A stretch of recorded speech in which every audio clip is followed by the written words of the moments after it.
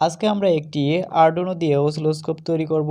এই অসিলোস্কোপের অ্যাকুরেসি একদম 100% বলা চলে, অর্থাৎ এর অ্যাকুরেসিটা খুবই ভালো, যেটা আপনারা এখন স্ক্রিনে দেখতে পাচ্ছেন। যাই হোক, আসুন এটি কিভাবে তৈরি করা যায় সেটি আমরা দেখি।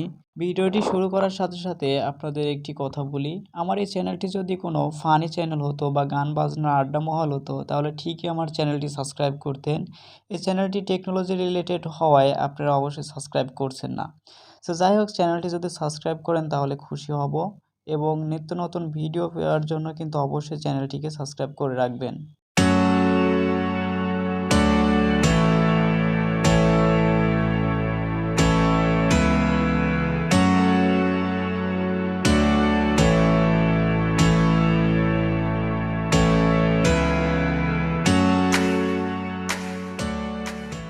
এখানে জাস্ট কানেকশনগুলো এবং কি কম্পোনেন্টগুলো ব্যবহার করছি সেটি দেখিয়ে দিয়েছি ভিডিওটির মাঝে, এবং ডেসক্রিপশনে অবশ্যই এর সার্কিট ডায়াগ্রাম প্লাস এর প্রয়োজনীয় কোডটি পেয়ে যাবেন। আপনারা ভিডিওটি দেখে সম্পূর্ণরূপে কাজ করলে অবশ্যই আমার মতো এরকম একটি অসিলোস্কোপ তৈরি করতে পারবেন।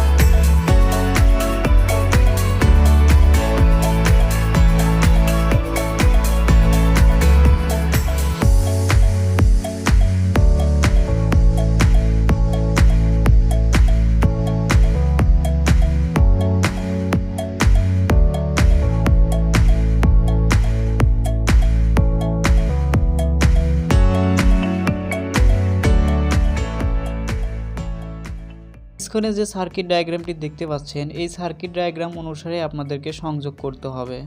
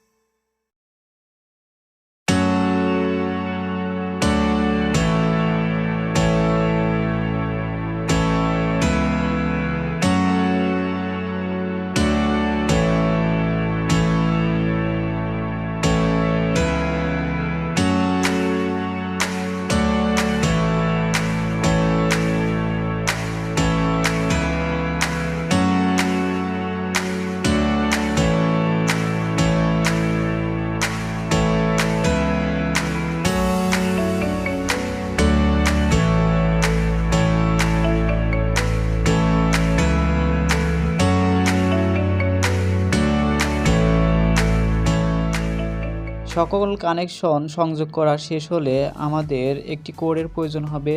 প্রথমে এই কোডটিকে আরডুইনো আইডিতে আমাদের ওপেন করে নিতে হবে। ওপেন করার পর আমাদের দুইটি লাইব্রেরি লাগবে, একটি হচ্ছে SSD1306 এবং Adafruit GFX, দুইটি লাইব্রেরি প্রয়োজন। এর জন্য আমাদের চলে যেতে হবে টুলসে, টুলস থেকে ম্যানেজ লাইব্রেরিতে একটু অপেক্ষা করতে হবে।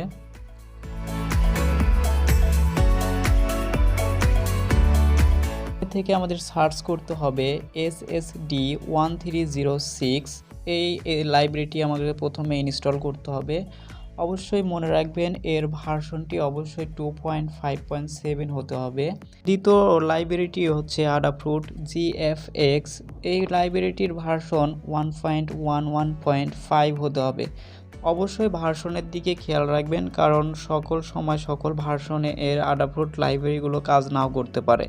এরপরে আপনারা .startmatrix 1.06 এই লাইব্রেরিটাও ইনস্টল করতে পারেন যদি আপনাদের কোডের কম্পাইলের কোনো প্রবলেম হয়, সেই ক্ষেত্রে অবশ্যই ইনস্টল করবেন।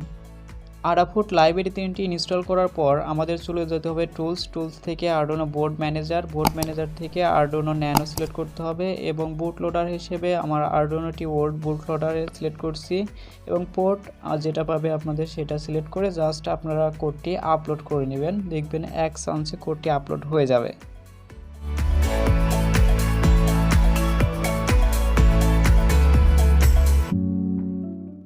কোডটি আপলোড করার পর আমরা যে অসিলোস্কোপটি এখন দেখতে এরকম হয়েছে আপনারা দেখতে পাচ্ছেন। এখন আমি জাস্ট একটি সিগন্যাল জেনারেটরের সাহায্যে এর অ্যাকুরেসিটা টেস্ট করে দেখব, যার জন্য আমি এখানে সাইন ওয়েভ সিলেক্ট করতেছি এবং এখানে আমরা ফ্রিকোয়েন্সিটি জাস্ট 5 কিলোহার্টজ অর্থাৎ 5000 হার্টজের একটি ফ্রিকোয়েন্সি নিচ্ছি। এটা এখন আমরা জাস্ট আমাদের তৈরি করা অসিলোস্কোপে দেখব যে আসলে 5 কিলোহার্টজের অসিলোস্কোপে দেখাচ্ছে কত, সেটি আমরা দেখব।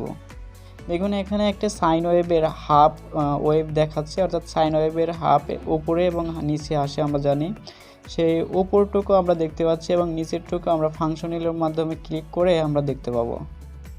এখন যদি আমরা 15 কিলো হার্টজ করি, দেখুন 15 কিলো হার্টজ করছি অর্থাৎ 15000 ফ্রিকোয়েন্সি সিলেক্ট করেছি এবং সাইন ওয়েভ। এখন আমাদের অসিলোস্কোপে দেখতে পাচ্ছেন 15kHz লেখা, অর্থাৎ 15 কিলো হার্টজ কিন্তু আমাদের এটাতে দেখাচ্ছে এবং আর এখানে ওয়েভগুলো আমরা পরিবর্তন করতে পারি। আপনারা যেটা দেখতে পাচ্ছেন এটা শতত ওয়েভ, স্কোয়ার ওয়েভ সবগুলোই কিন্তু আমরা চেক করতে পারি। এখানে স্কোয়ার ওয়েভ দেখাচ্ছি, কারণ ভিডিওটি লং হয়ে যাবে এই জন্য আমি শর্টকাটে বোঝাচ্ছি। আর এটার সাহায্যে আপনারা 20 হার্টজ থেকে 20 কিলো হার্টজ অর্থাৎ 20 হার্টজ থেকে 20,000 হার্টজ এর মধ্যে একদম স্মুথলি কোনো প্রকার ভুল ছাড়াই আপনারা দেখতে পাবেন। যাই হোক, ভিডিওটি ভালো লেগে থাকলে অবশ্যই আপনারা লাইক কমেন্ট করবেন। আর আপনাদের কাছে একটি ছোট্ট রিকোয়েস্ট থাকলো, প্লিজ যারা ভিডিওটি দেখতেছেন তারা প্লিজ চ্যানেলটি সাবস্ক্রাইব করে আমার এই ছোট্ট ইউটিউব চ্যানেলের পরিবারের সাথে সংযুক্ত থাকবেন। সবাই ভালো থাকবেন, সুস্থ থাকবেন।